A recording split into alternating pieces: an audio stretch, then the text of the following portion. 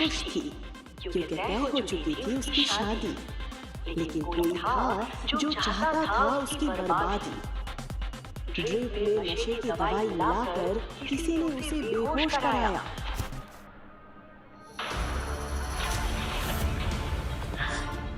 ऋषि,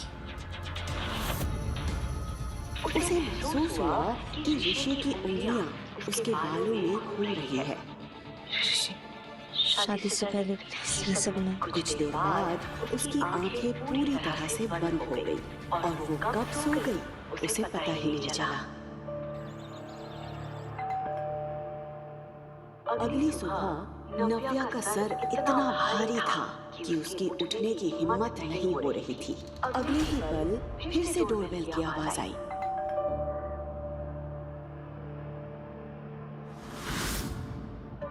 उसे याद आया कि शादी तक वो ऋषि के साथ कुछ नहीं करना चाहती थी। मैं ऋषि के साथ यहाँ। ओह गॉड। ऋषि प्लीज देखो दरवाजे पे कौन है। कुछ देर तक उसने ऋषि का इंतजार किया, पर जब वो नहीं आया तो नव्या खुद ही दरवाजा खोलने के लिए उठ गई। नव्या को समझ नहीं आ रहा था कि अगर ऋषि उसके सामने खड़ा था तो कल रात उसके साथ कमरे में कौन था। ऋषि, तुम बाहर कब गए? तुमने क्या हालत बना रखी है? अगर तुम्हारी बैचलर पार्टी खत्म होगी तो हम लंच करेंगे, बाहर चलें। पर तुम तो अभी तक रेडी भी नहीं हुई। इतना कहकर ऋषि कमरे के अंदर आ गया। ऋषि बिस्तर की हालत और उस पर पड़ी एक जेंट्स टाई देखकर समझ गया था कि कल रात क्या हुआ होगा। ऋषि मेरी बात सुनो। ऋषि जैसा तुम सोच रहे हो वैसा कुछ। Don't you dare. सब समझ आ रहा है। ये बिस्तर, ये टाई, ये वाइन का ग्लास, सब समझ आ रहा है। 2 दिन में हमारी शादी है और तुम रातों किसी और के साथ। नहीं ऋषि, ऋषि ऋषि मेरी बात सुनो। मैंने कुछ गलत नहीं किया ऋषि, शायद कुछ गलतफहमी हुई है। ऋषि। नव्या चिल्लाते हुए नंगे पैर ऋषि के पीछे दौड़ रही थी, लेकिन ऋषि ने उसे एक बार भी पलटकर नहीं देखा। वो सीधे अपनी गाड़ी में बैठकर वहां से निकल गया। उसने तुरंत टैक्सी किया और ऋषि के पीछे चली गई। लेकिन सिन्हा पैराडाइज में उसका स्वागत एक जोरदार थप्पड़ के साथ हुआ। शर्म! मुझे शर्म आती है कहते हो कि तुम मेरी बेटी हो। शेखर के ठीक बगल में ऋषि खड़ा था, जिसे देखकर नव्या समझ गई थी कि उसने सब कुछ घर में बता दिया है। पापा, ये जो कुछ भी हुआ ना, इसमें मेरी कोई भी गलती नहीं है। तुम भी अपनी माँ की तरह ही निकली, शेमलेस। अरे पहले उसने शेखर को चैन से नहीं जीने दिया, उस वक्त तुमने क्या कमी रह गई थी ऋषि में जो तुम्हें किसी और के पास जाना पड़ा? अरे माँ, कम से कम आप तो बस करिए ना। पापा की तबीयत खराब हो रही है, इनका ध्यान रखिए। पापा। शिखा नव्या की सौतेली माँ थी और कनिका सौतेली बहन। कनिका, तुम तो मेरा यकीन करो, मुझे सच में कुछ भी याद नहीं है। कनिका, मैं ऋषि, तुम तो मुझसे प्यार करते हो ना? तुम तो मुझ पे ट्रस्ट करो प्लीज। ट्रस्ट? ये शब्द तुम्हारे मुंह से अच्छा नहीं लग रहा। जिस लड़की से मैंने प्यार किया था वो तो रातों किसी और की हो गई थी। Please trust me. अब तुम्हें जो ठीक लगता था तुमने किया, अब मैं वो करूंगा जो मुझे ठीक लगता है। नव्या के साथ बाकी घरवाले भी ऋषि शेखावत का इशारा समझ गए थे। ऋषि ने तुरंत अपनी उंगली से एंगेजमेंट रिंग उतारी और वहीं सबके सामने जमीन पर फेंक दी। ये रिश्ता मैं अभी के अभी खत्म करता हूँ। I am breaking up with you. आज के बाद अपनी ये मनुष्य शक्ल मुझे मत दिखाना। ऋषि नहीं, ऋषि मैंने खबरदार जो उसे रोकने की कोशिश भी की तो अब उससे जो कुछ कहूंगा ना मैं कहूंगा, और तुमने जो किया है ना उससे हम सबकी जिंदगी बर्बाद हो गई है। ऋषि बेटा सुनो, प्लीज मेरा यकीन करो, मुझे कुछ ध्यान नहीं आ रहा है। मैं सच में, मुझे लगा कि मैं ऋषि के साथ थी। प्लीज मेरा यकीन करो प्लीज।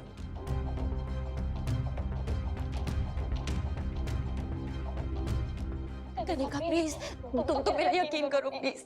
मैं बहुत प्यार करती हूँ ऋषि से, मैंने कुछ भी नहीं किया। प्लीज तुम पापा से बात करो, पापा तुम्हारी बात मानेंगे। प्लीज तुम बात करोगी ना पापा से? अभी कुछ बोलो ना कनिका। दीदी मैं क्या समझाऊं दीदी, क्योंकि मुझे पता है कि आपने कुछ भी नहीं किया है, क्योंकि जो कुछ भी किया है वो तो मैंने किया। कल रात में जिस कमरे में तुम थी उस कमरे में ऋषि नहीं, कोई और था। हाँ, लेकिन ये मत पूछना कौन था, क्योंकि ये तो मुझे भी नहीं पता।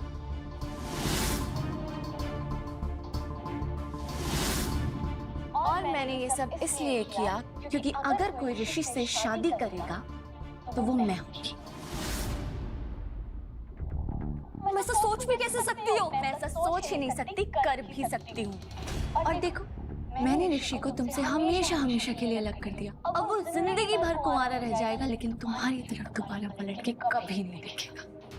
बचपन से तुमसे मैं नफरत करती हूँ और हमेशा तुमसे जीतती आई हूँ।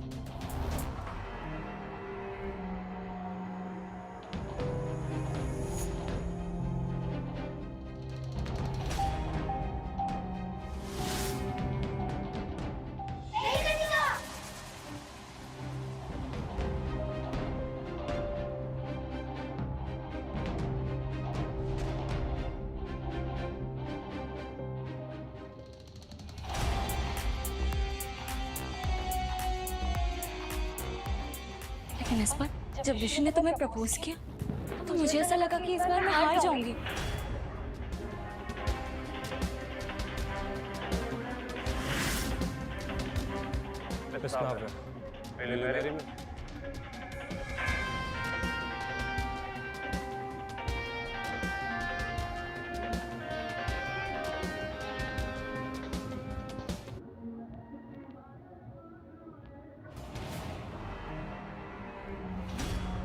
लेकिन देखो, मैं फिर से जीत गई। क्यों कनिका? क्यों किया तूने ऐसे? तुम्हारी हिम्मत कैसे हुई मेरी बेटी को छूने की? पापा, ये सब कुछ कनिका ने किया है। कनिका ने मुझे फंसाया। एकदम चुप। अब एक शब्द और नहीं। देख रहे हो अपनी बेटी की हरकतें? एक तो शेखावत परिवार के सामने हमारी इतनी इंसल्ट करवाई, ऊपर से माफी मांगने की जगह मेरी बेटी को मारने के लिए। निकल जाओ अभी मेरी इस घर से। सीना परिवार से हमारा कोई रिश्ता नहीं। मेरी सिर्फ एक ही बेटी है, कनिका। शिखा, तुझे कुछ पैसे दे देना।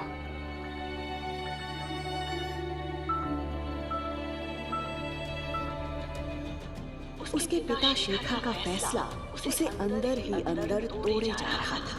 वो समझ चुकी थी कि अब उसे अपने ही घर को छोड़ना पड़ेगा, इसलिए अपना सामान लेकर वो घर से निकल गई। दिल्ली के सबसे बड़े ऑफिस के कैबिन में आहूजा इंडस्ट्रीज का मालिक अविनाश आहूजा अपने असिस्टेंट के साथ बैठा था। अविनाश 27 साल का यंग हैंडसम बिजनेसमैन था, जिसकी एक झलक के लिए भी लड़कियां तरसती थी। बिजनेस वर्ल्ड में उसकी काबिलियत के साथ उसके गुस्से की भी चर्चा होती थी। मतलब शशांक, तुम ये कहना चाहते हो कि कल रात में किसी लड़की के साथ था और तुम्हारे पास उसके बारे में कोई इन्फॉर्मेशन नहीं है? बड़ा ट्रैप था। Are you out of your mind, Shashank? Sorry sir, हमने बहुत कोशिश की बट लड़की का चेहरा नहीं देख पाया। एक्चुअली सीसीटीवी सारे साधन से बंद थे, फिर ये दिखाई दिया कि एक लड़की ने उस लड़की को आपको कमरे में भेजा था। अविनाश सीसीटीवी वीडियो देखकर शॉक्ड था। शशांक, इस होटल के सारे एविडेंस हटा दो। किसी को नहीं पता चलना चाहिए कि मैं कल रात किसी लड़की के साथ था। अगर ये बात मीडिया तक पहुंची तो मेरी रेपुटेशन के लिए ठीक नहीं होगा। शशांक ने तुरंत हाँ में सर हिलाया और अपने काम के लिए तेजी से निकल गया। अविनाश और शशांक ने उस लड़की की आइडेंटिटी पता करने की बहुत कोशिश की जो उस रात अविनाश के साथ थी, लेकिन उनके हाथ कुछ भी नहीं आया था। इस बात को 6 साल बीत चुके थे। नव्या और अविनाश दोनों ही इस बात से अनजान थे कि उस रात वो किसके साथ थे।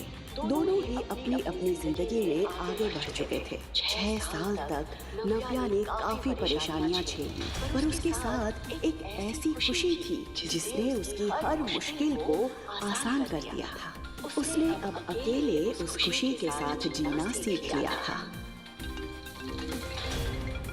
पापा,